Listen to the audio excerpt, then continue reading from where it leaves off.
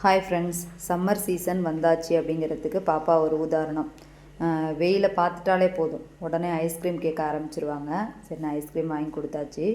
ஒரு புளிக்குழம்பு ரெசிபி தாங்க பார்க்க போகிறோம். புளிக்குழம்புக்கு பார்த்திங்கன்னா நம்ம வெங்காயம், தக்காளி, பூண்டு இதெல்லாம் வதக்கி விட்டு புளிக்கரைசல் அதோட சேர்ப்போம். ஆனால் புளி கம்மியாக எடுத்துக்கிட்டு அதுக்கு பதிலாக இந்த மாதிரி வெங்காயம், தக்காளி, கருவேப்பிலை, மிளகு, ஜீரகம், சோம்பு இதெல்லாம் கொஞ்சம் எண்ணெய் ஊற்றி நல்லா வதக்கி விட்டுக்கணுங்க. இதை நல்லா வதக்கி விட்டுட்டு இதை ஆற வச்சு பேஸ்ட்டாக அரைச்சி வச்சுக்கணும்.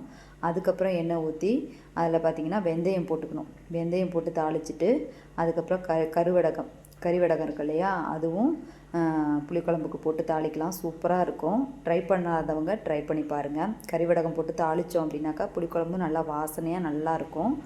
அதோட பூண்டு ஒரு 4-5 பல் போட்டு அதையும் நல்லா வதக்கி விட்டுக்கிட்டேங்க. இந்த புளிக்குழம்புக்கு நான் சேர்க்க போகிற காய் பார்த்திங்கன்னா முருங்கைக்காய், கத்திரிக்காய், மாங்காய்.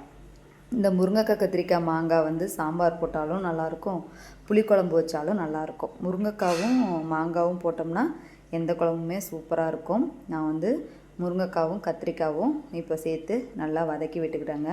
நல்லா வதக்கி விட்டுக்கணும்.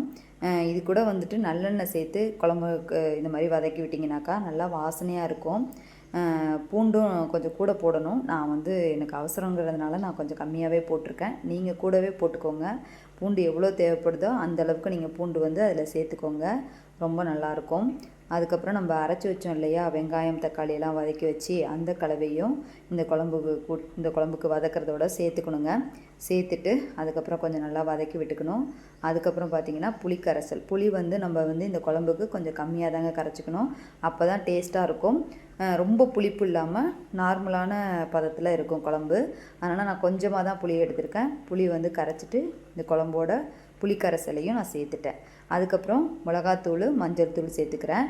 மிளகாத்தூள் நீங்கள் அதிகமாக சேர்த்துக்கிறதுனால சேர்த்துக்கோங்க, காரத்துக்கு தகுந்த மாதிரி. நான் நாட்டு மிளகாய் சேர்க்கறதுனால நாட்டு மிளகாயில் மிளகாத்தூள் அரைச்சி வச்சுருக்கிறதுனால நான் கொஞ்சம் கம்மியாக தாங்க சேர்த்துப்பேன். ஏன்னா பசங்களுக்கு ரொம்ப காரமாக இருந்தால் சாப்பிட மாட்டாங்க.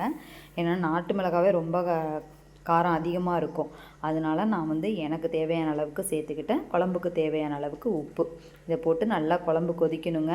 குழம்புக்கு நான் மாங்காய் கட் பண்ணி வச்சுருக்கேன். லாஸ்ட்டாக தான் போடுவேன். லாஸ்ட்டாக இறக்க போகிறப்பையும் ஒரு 2 ஸ்பூன் நல்லெண்ணெய் ஊற்றி இறக்கணும் அப்படின்னாக்கா குழம்பு சூப்பராக இருக்குங்க. இது 2 நாளைக்கு வச்சு சாப்பிட்லாம். அருமையான புளிக்குழம்பு தயார். ஓகே, பாய்.